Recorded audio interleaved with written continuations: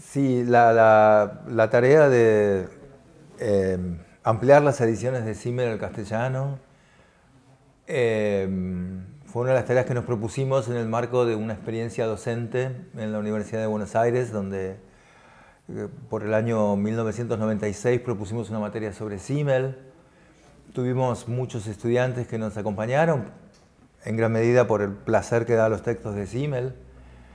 Y desde el primer momento concebimos que también la tarea era traducir a medida que íbamos descubriendo una obra tan vasta y a medida que también nos fuimos aproximando y teniendo apoyo, que para nosotros fue un gran estímulo, del grupo de estudios sobre Simmel en Bielefeld, que fuimos visitando. Primero fue una compañera nuestra, luego yo tuve ocasión de pasar por allí y tomar contacto con Natalia en 1999.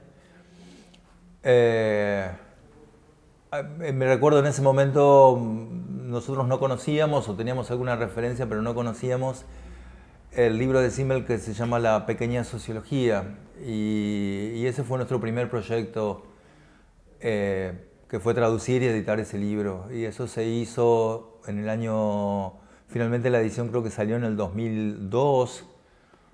Es el primer libro que editamos. Primero también habíamos trabajado con algunas, habíamos hecho dos ediciones de textos de Simmel.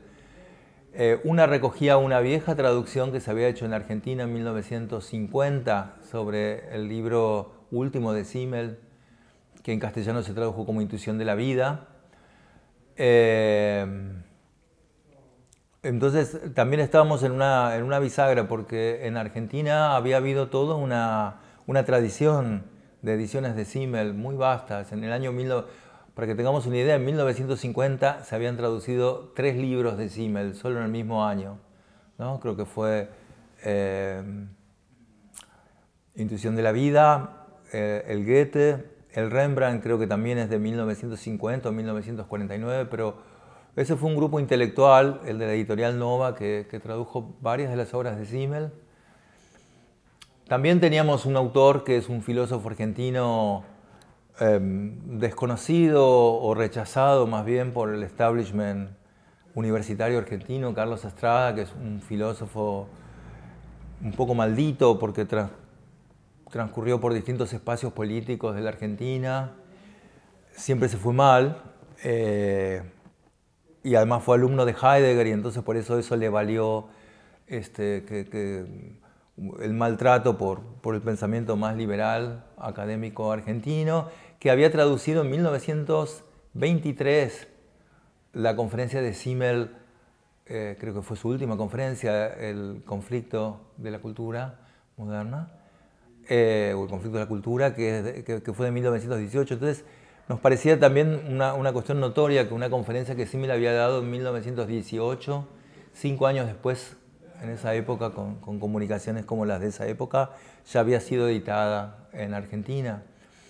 Y entonces siempre concebimos que la tarea era editar, era traducir y editar toda la obra de Simmel que faltaba por hacer y que aún falta.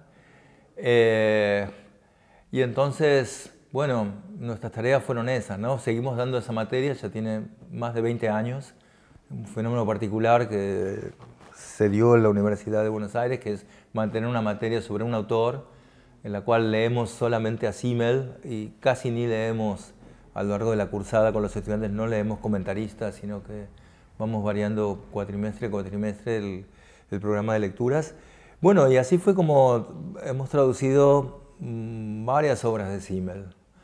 En otra ocasión también viajé a Bielefeld con el proyecto de traducir lo que traducimos como la pedagogía escolar, ¿no? Que eran los cursos el curso sobre a los pedagogos que dio Simmel en Strasbourg en su último periodo. Y bueno, y algunos textos más, hasta que llegamos con Lionel, que algunos años después se incorporó a la materia. Y creo que ya hemos hecho algunas traducciones más pequeñas, pero nuestra tarea como importante fue traducir el primer libro de sociología de Simmel sobre la diferenciación social, que tradujo Lionel y hizo, a mi juicio, una muy importante traducción. Así que esa fue más o menos una síntesis de nuestra marcha en la que estamos ahora y que quizás Lionel pueda contar un poco sobre su experiencia, pero en eso estábamos y con proyectos de seguir editando, inclusive en el marco de esta reunión en la que estamos aquí sobre Simmel, queremos compartir ese proyecto que tenemos, ¿no? Que es editar un libro también muy voluminoso, que es la Introducción a la Ciencia de la Moral. Así que eso podría decir en cuanto a nuestra vocación por ampliar, ¿no? Creo que es una tarea democrática poder hacer que los textos de Simmel tengan un acceso a un gran público, ¿no? Bueno, me vinculé en primer lugar como estudiante. Fui alumno de Esteban hace una década aproximadamente. Bueno, a partir de entonces empecé a participar como docente en la materia y todavía sigo haciéndolo. Y respecto a la traducción, bueno, opino igual que Esteban que es un aporte poder hacer accesibles estos textos a los estudiantes sobre todo y bueno, a cualquier lector que no domine el alemán. Y más allá de eso, bueno, yo traduje, como señaló Esteban, sobre la diferenciación social. Me parece que incorporar ese texto a las traducciones que ya existen en castellano era importante porque era el único libro de sociología que faltaba traducir al castellano. Bueno, en ese sentido creo que fue un aporte. Y por otro lado creo que traducir, aunque muchas veces no se reconoce de esta manera, es una forma de investigar también, ¿no? Es una forma de acceder a un autor de otra manera, ¿no? Con mayor profundidad, e ir investigando cada término en particular, como por ejemplo el término Wechselwirkung, que yo traduzco como intercambio de efectos o efecto recíproco, que se suele traducir como interacción, creo yo, bueno, que está mal traducido porque intercambio de efectos no es meramente relación cara a cara, sino que es un concepto más amplio encima, ¿no? Entonces, hacer una traducción crítica, supongo yo que hace un aporte no solo a hacer accesible estos textos, sino también a la comprensión del autor, ¿no? Hacer una traducción cuidada y crítica. Bueno, eso es lo que a mí me mueve como traductor, ¿no? En nuestra experiencia buscó continuar una tradición de lecturas de Simmel. En nuestro medio, en Argentina, Simmel fue leído primero como más bien como un ensayista. No era una lectura del canon universitaria. Y sobre todo, como en buena parte del mundo, no solamente en Argentina, en la segunda parte de la década del 50 y principios de los 60, que se crea la carrera de sociología en Argentina, Simmel pasó a un segundo plano, un poco bajo los efectos de las banderas de la estructura del funcionalismo que no tenía en Simmel un autor, más bien fue considerado un ensayista en un sentido un poco despectivo del término, ¿no? A científico. Yo creo que la tarea ahora es también ampliar los usos de lectura que la obra de Simmel permite. Por supuesto no es algo que se pueda formular bajo una receta, ni mucho menos mecánicamente, pero Simmel es un autor que permite pensar múltiples fenómenos de nuestra contemporaneidad. Entonces yo creo que también una tarea es poder pensar con Simmel, ¿no? No solamente reproducir su pensamiento o hacer una exégesis, ¿no? Sino más bien pues, es un autor que es un autor de la modernidad, que nos es cercano, a la vez también es un autor que ahora cumple 100 años, es decir, que no es de nuestra época, pero tiene muchas cosas que decir en nuestra época. Entonces,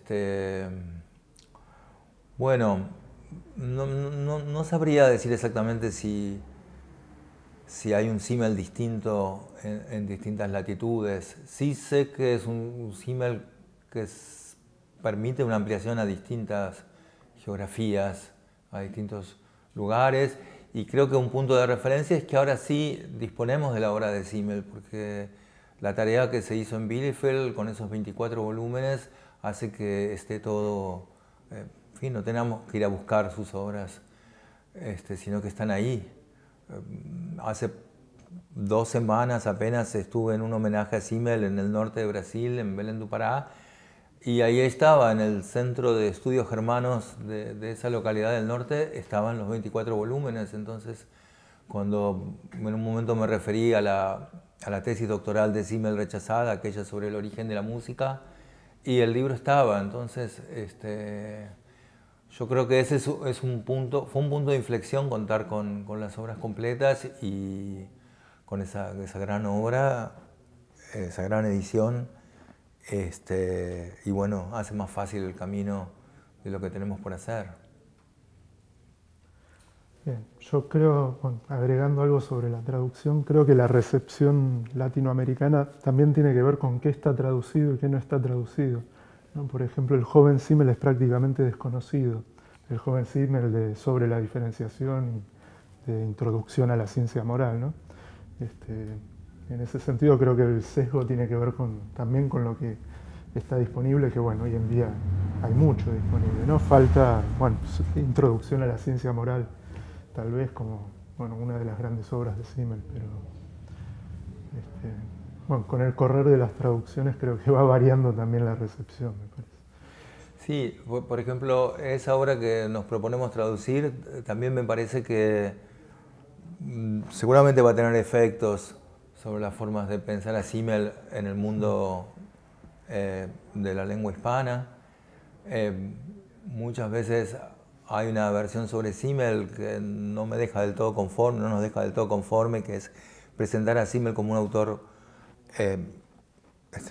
extremadamente preocupado por la estética. Y si bien es, por supuesto, la obra de Simmel es una suerte de agradecimiento a lo que el arte hace de nuestras vidas, creo que también eso debe leerse al mismo tiempo que la dimensión sobre la ética, ¿no? Ambas dos, la estética y la ética, creo que son dimensiones constitutivas del pensamiento de Simmel y complementarias. Un poco por eso nos proponemos ese plan, tenemos ese proyecto que ojalá podamos llevar a cabo.